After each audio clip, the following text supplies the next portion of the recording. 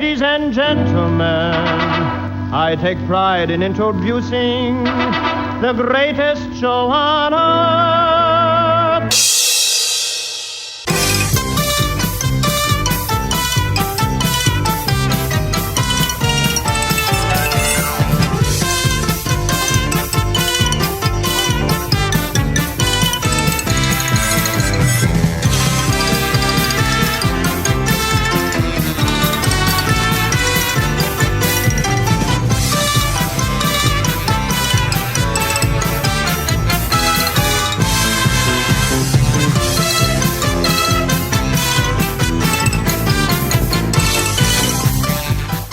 Welcome to the Uncle Floyd podcast. My name is Scott Gordon.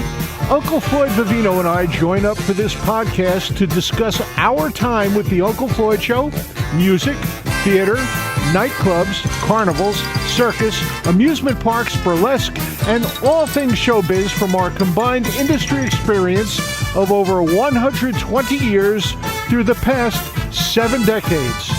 We also answer questions that are emailed to ufpodcast@sge-inc.com. You will find that address and a link to support this podcast in the episode description. Join Uncle Floyd and me, Scott Gordon, now for this episode of the Uncle Floyd Podcast. All right, we're on the air. Podcast number 23. Here we go. How you doing today, Floyd? Good, Scott. Scott Gordon, my co-host and engineer for this project. Without him, we couldn't do it. We got a lot of questions from the people. Matter of fact, let me shut that TV off. We're going to be doing nothing but listening to that.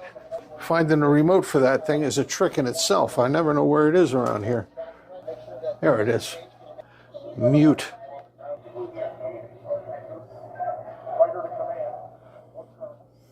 There we go. All right, we got questions from the people. John Montoto wants to know more information about you doing the World's Fair with your brothers. He wants to know exactly what you did. We did a tap dance routine. What was the name of the dance studio? Sandra Lee. It was in the New Jersey Pavilion, correct? Yes. Okay, how many shows did you do? 1, 2? 3. You did 3 shows. A day. And was there a theme to the performance? New Jersey. That makes sense since it was at the New Jersey Pavilion. All right, this is from Richard Jaretsky in Clifton, New Jersey. He was wondering if we ever had a celebrity on the TV show, on or off the TV show, that we didn't like, and if so, why? I got along with just about everybody. So did I. I never had a problem with anybody. He also wants to know what our thoughts were on what he considers the greatest kid show of all time, Howdy Doody. We were discussing local shows. Howdy Doody was not a local show. It was produced in New York. Brought to you by Tootsie Roll. But it was a nationwide show. He said he was surprised that we didn't mention it, but we didn't mention it because we were talking about local shows. And we both met Buffalo Bob. Your Playhouse on the Mall. And he had Lou Anderson with him, who was Clarabelle at the end. He was the one who said the only words that Clarabelle ever said. I don't know what they were. Why don't you tell us? It was the very last thing on the show. It was goodbye, kids. Vincent Speranza wants to ask a question about the Catskill days. Did you ever perform at Pleasant Acres in Leeds, New York? Yes, I did. Any other places? I know you did the Villa Roma. The Raleigh. Uh-huh. The Nevele. Okay. Those were 2 of the bigger ones I played. There are a lot of small clubs up there, too. A lot of small venues. This is from Luke Johnson. And he was wondering if we ever listened to Gene Shepard on the radio. All the time. I actually got to meet Gene Shepard at New Jersey Network once. Well, tell us about it. He was just happened to be there in Newark one day when I went in. I had to pick something up that I left there, and Gene Shepard was in the studio.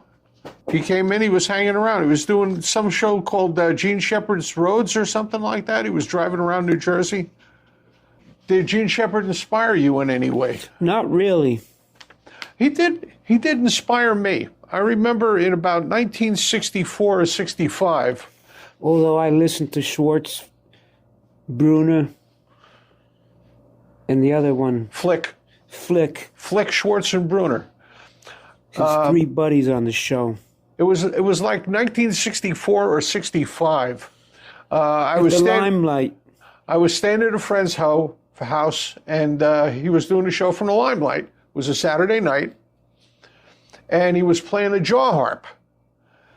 And he said, "Gee, this sounds great in the headphones. I wonder what it sounds like on FM," because they were broadcasting WOR AM and FM at the time. And I never had an FM radio. I went out and bought an FM radio to hear what his jaw harp sounded like the next Saturday night. That was one inspiration. Susie Tannenbaum says Tom Carvel, she thought, was one of the hysterical things that you did in imitation of him. Do you have any idea if the real Tom Carvel knew about the show or ever watched it? Yes, because I proposed to them to have Tom Carvel as my first big guest. When we were syndicated? Yes. And they says, well, what would he do? I says, he's going to sing and do a tap dance. And the syndicators didn't get it. They thought it was ridiculous. Well, that's why. That's why we would have done it.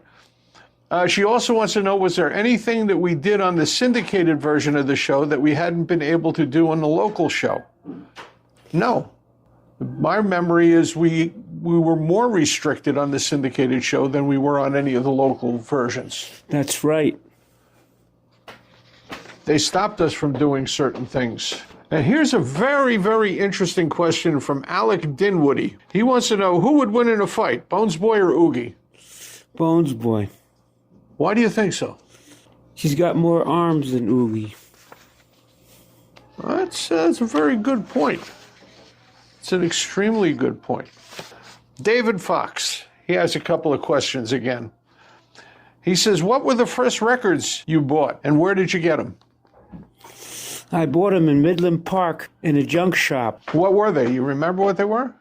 Bake That Chicken Pie by Collins and Harlan. That got me hooked on 78s. All right. The first one I ever bought was the King Cotton March on a 78 RPM record. I bought it new at a record store in Westwood because I was fascinated with march music when I was about 6 years old. I had my father go in there. I spent my allowance on a 78 RPM record. One record for 50 cents? No, I don't think it was 50 cents. I think it was a little more than that. I saved my allowance for a couple of weeks. You son of a cop, you don't get that much allowance, especially in 1957. What were the first live concert you went to? The circus.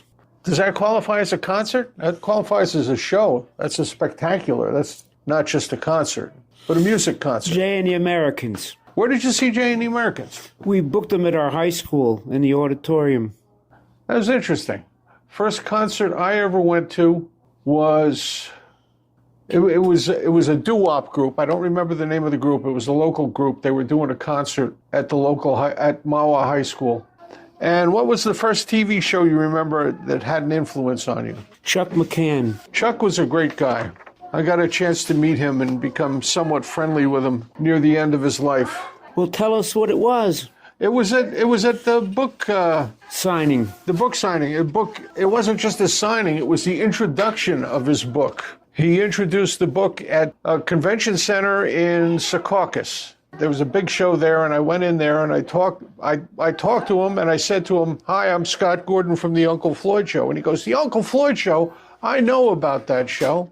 And it seems that when we were on the air out on the West Coast during syndication, he would watch us. Very nice man. Had a lot of love for everybody he referred to as his kids.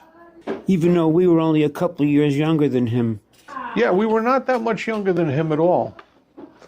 Well, I don't know. He was what when he started doing his show? He's about 21, 22 when he started doing it?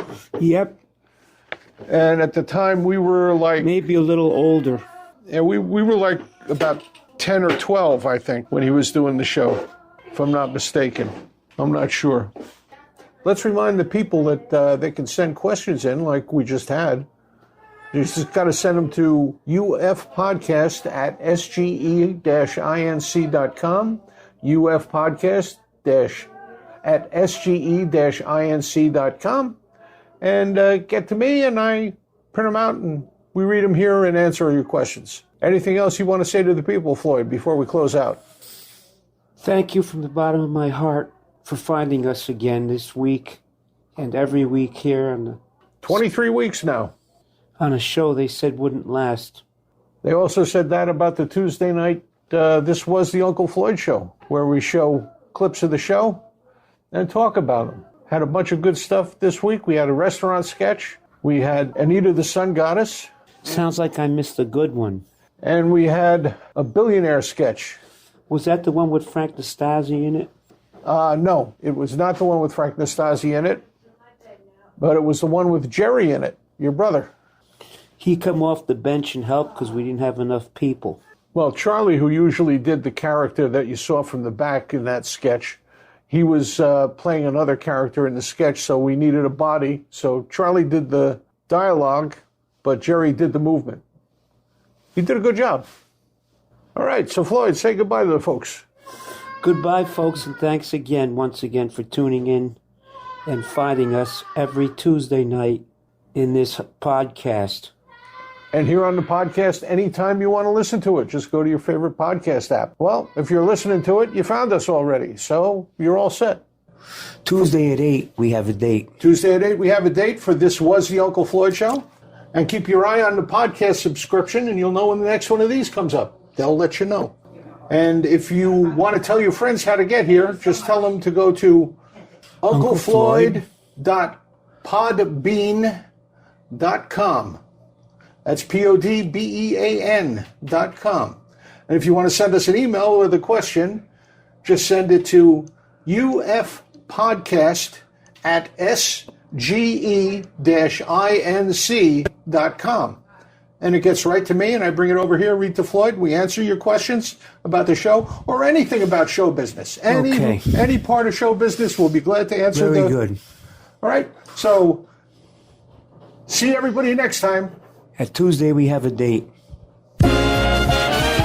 This program was produced in the studios of Scott Gordon Enterprises, Incorporated in Paramus, New Jersey.